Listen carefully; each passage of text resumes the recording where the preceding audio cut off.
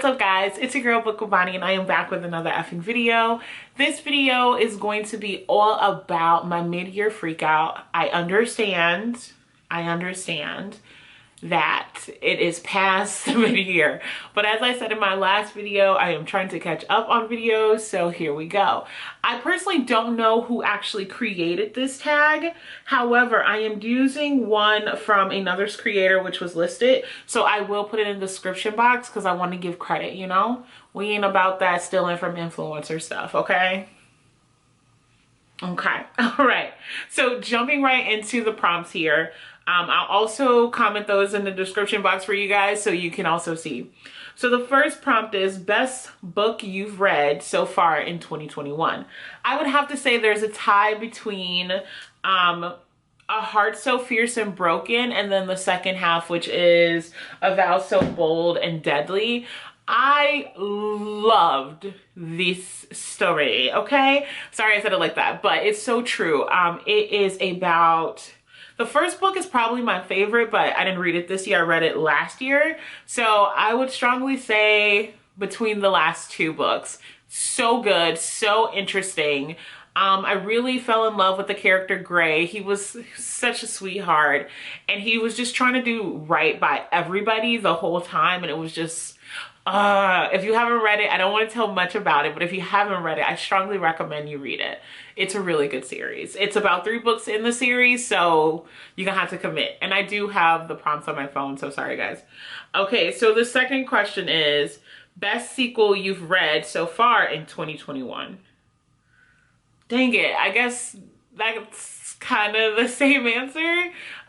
So probably for the first question, I'll say A Heart So Fierce, and then for the second one I'll say A Heart So Bold, so then that way I'm not cheating. Boom, there we go, we're getting it simmering. We got a simmering. It was definitely a ride. I will say it's not always fast-paced, so I will give you the heads up on that, but I really enjoyed it. I personally really enjoyed it. So next prompt. All right, new release you haven't read yet but you want to. Ooh. So the new release that I really want to read is The Taking of Jake Livingston. I believe it's by Ryan Douglas, I want to say. Yes, I am so excited. It's about ghosts. It's a little romance in there. I've seen people talk about it, but I don't want to like go into the story too much. I really want to be surprised. I am really interested to see how this plays out. And you know, I'm trying different genres like thriller, suspense. So I really want to get my hands on that book. I'm currently in a book buying ban, so I can't buy it. I wonder if the library has it already. I don't know, but I think my library card's expired. I gotta check that out. I can't listen to audios anymore on my app because they say my library card is expired. You know what? We back into this, okay? Okay, so then that brings us to the next prompt here. Most anticipated release for the second half of the year. Ooh, I don't think I have any. My reading is so all over the place. So the writer of A Curse So Dark and Lonely is also writing another book. I haven't looked into what it's about, but because I'm like kind of at a natural high from her writing style, I really want to get my hands on a copy of that book. I believe it released either the end of this year or next year. So that's the one I'm probably looking most interested in. But also Mimi Grace has been writing a lot of love stories. I would love to read more of her work. So yeah, I got a few. All right, next prompt is your biggest disappointment. My biggest disappointment was Queen of Hearts. I'm sorry, not sorry. I won't say that the story is bad. I just think the pace was so freaking long. I fell asleep. This is not a long book. It is short. It's short and it's a series at that. Like, it's super short, but I just found myself falling asleep on it like twice. So I really had high hopes because I love magical, I love fairy, I love the Disney vibes, but this book put me to sleep. So yeah, I'm gonna leave it alone. I don't know if I'm gonna finish the series. I have all the books in the series, but yeah, we don't know yet. I don't know. We'll see. Biggest surprise. My biggest surprise would probably have to be Ties That Teeter. I love this book. It was so great. It was nice to hear POC experience with migrating and just so much of the heritage and the culture be a part of this. I didn't expect the story to end the way that it did. Not necessarily the romance part, because I mean, it's a romance book, you get that. But it was so many different layers on that I was not expecting. It was so pleasantly, and I was surprised. So I will give that crown to this one here. Favorite new author. Mimi Grace. Oh no, actually that section is tied, and don't judge me because I couldn't pick and I really tried. So it's a tie between 3 different authors. So one is Mimi Grace, which I mentioned before. She has very cute stories. They're sweet, they're short, and it's kind of like a show if you think about it that way. The other one would be Abby Claudette, who wrote a Deadly Inside Scoop. And then the last one would probably be, I can't remember. I'll just say those 2. So Mimi Grace and Abby will probably be the last 2. Okay, prompt. Here we go. Newest fictional crush.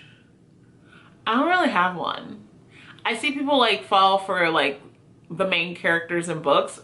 I've yet to read a book that's like, oh, to die for.